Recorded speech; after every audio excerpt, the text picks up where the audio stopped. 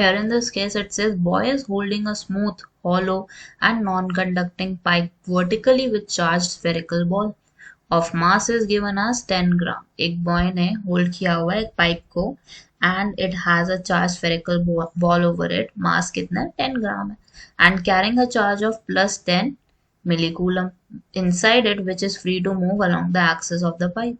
वो कहीं पे भी मूव कर सकती है along the axis of the pipe पे, ठीक है. And then they are saying the boy is moving the pipe from east to west direction. कहाँ से कहाँ मूव कर रहा है? East to west direction in the presence of magnetic field of 2t. With that minimum velocity should the boy move the pipe such that the ball does not move along the axis. And then they are saying also determine the direction of the magnetic field. वो तो हम बाद में कर लेंगे, पहले यहाँ पे केस समझो कि क्या केस दिया हुआ है. So it is talking about कि हम बैलेंस आउट कैसे कर सकते हैं. And then they are saying कि मिनिमम वेलोसिटी कैसे निकालोगे, कि that the boy is moving that pipe और वो बॉल मूव ही ना करे अलोंग द एक्सिस. तो ये पॉसिबिलिटी तभी हो सकती है जब मैग्नेटिक फोर्स हमारा किसके इक्विवेलेंट हो जाएगा? द फोर्स के, ग्रेविटेशनल फोर्स के. So it would be equal to QVB, that is the magnetic force QVB sin theta. और राइट साइड पे हम इसको किसके इक्विवेलेंट ले लेंगे? mg के, which is the gravitational force. तो यहाँ से हमें v की वैल्यू क्या मिल जाएगी? mg would be the denominator में आपके पास क्या आ गया? QB sin theta is the. और sin थीटा मिनिमम वेलोसिटी निकालनी है ना, तो sin थीटा हमारा कितना हो सकता है maximum to maximum? It can be 1. तो साइन थीटा की वैल्यू पहले ही 1 पुट कर दो. mg is the, q and b is the. Mass कितना दिया हुआ है आपको यहाँ पे? It is given as 10.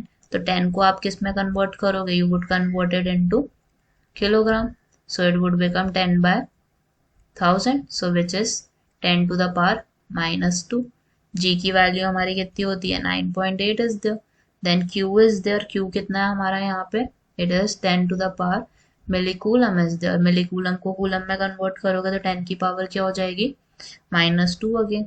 And then multiplied with the magnetic field which is 2. तो 10 की पावर -2, 10 की पावर -2 से कैंसिल. 9.8 को डिवाइड करोगे 2 से, you would get 4.9 milliseconds. That is the minimum velocity the boy should move the pipe. तभी हमारी ball क्या रहेगी? It won't move along the axis. And then they are saying determine the direction of the magnetic field. अब वो कैसे निकालोगे?